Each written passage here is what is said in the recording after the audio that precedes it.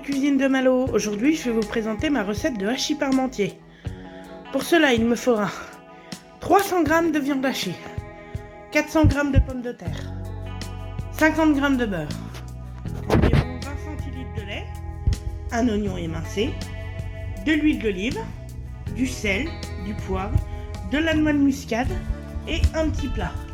Précision, les mesures que je vous ai données est pour un plat pour 2 gros mangeurs ou 4 petits mangeurs. Voilà, passons maintenant à la recette. Pour commencer, je vais faire cuire mes pommes de terre dans une eau frémissante, départ eau froide, et je garde la peau pour éviter que mes pommes de terre se gorgent d'eau. Je les éplucherai à chaud et je les écraserai une fois cuites. Pendant que mes pommes de terre cuisent, je vais en profiter pour émincer mon oignon.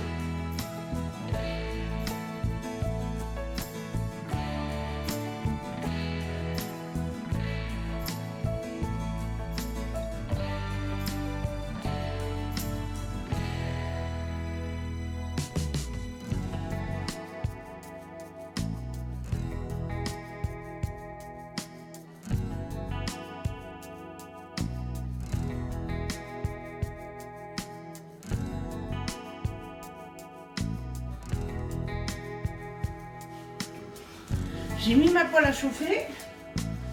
Je vais rajouter mon huile d'olive.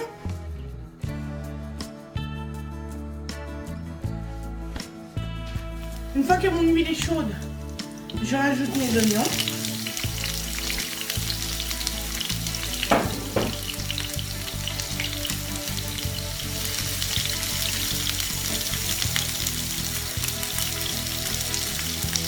Et je vais les faire cuire tranquillement dans mon huile. On ne cherche pas à leur apporter une coloration. Tout ce qu'on veut, c'est les faire fondre tranquillement dans la poêle.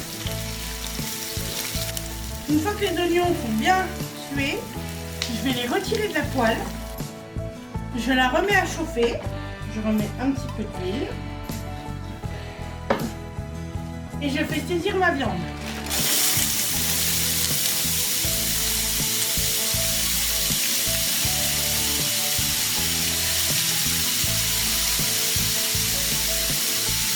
Je ne l'ajoute pas trop pour qu'elle prenne un peu de coloration. Et je vais la secouer une ou deux fois pour qu'elle se mélange et sans trop la toucher. Et je vais l'assaisonner. Sel,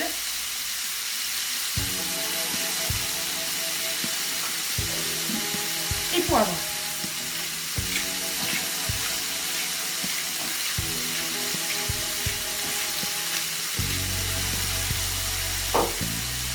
Je la resecoue un petit coup pour que la couche de viande du dessous puisse être saisie. Et je la laisse remonter en température.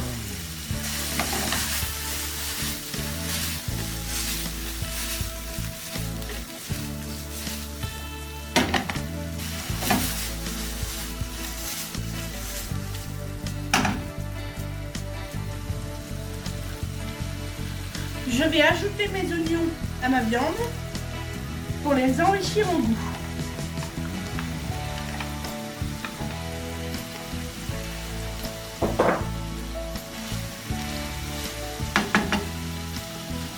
Et je vais bien les incorporer.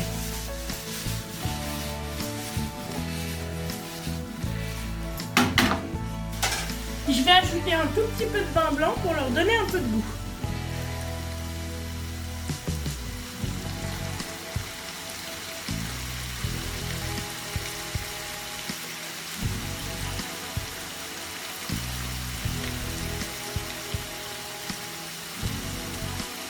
Et je vais laisser réduire tranquillement.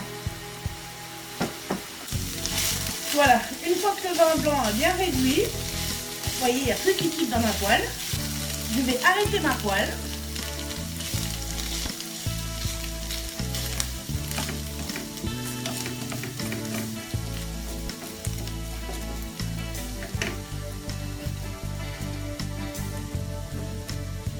Je vais couvrir et laisser reposer en attendant la fin de cuisson des pommes de terre. Une fois les pommes de terre cuites et épluchées, je vais les écraser à l'aide de mon presse-purée. Si vous n'en avez pas, vous pouvez utiliser une fourchette ou un moulin à légumes. Il Surtout, n'utilisez pas de mixeur, car l'amidon contenu dans la pomme de terre ne supporte pas une telle vitesse et du coup votre purée va se transformer en colle et sera désagréable en bouche.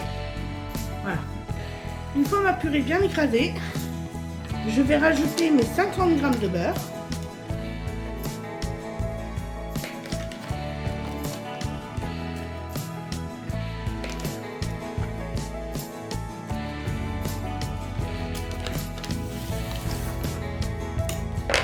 Ainsi que mon lait.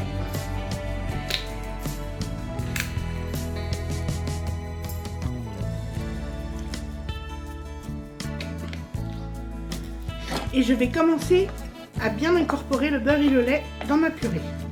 On ne cherche pas à obtenir une purée trop liquide. Il faut qu'elle ait la texture parfaite pour un hachis parmentier. Et voilà. Maintenant, je vais l'assaisonner. Je vais mettre du sel,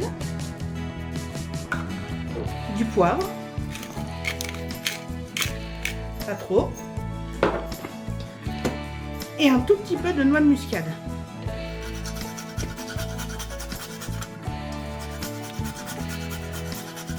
Si vous n'en avez pas de la fraîche, utilisez-la en poudre. Voilà.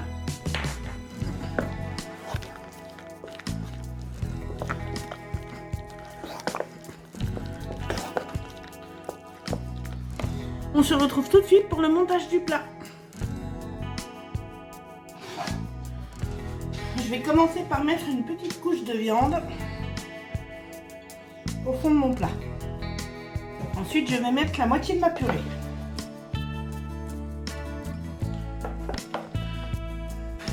Je remets la dernière couche de viande dans mon plat. De cette façon, il y aura de la viande partout et pas seulement au fond du plat. Et je finis avec ma purée.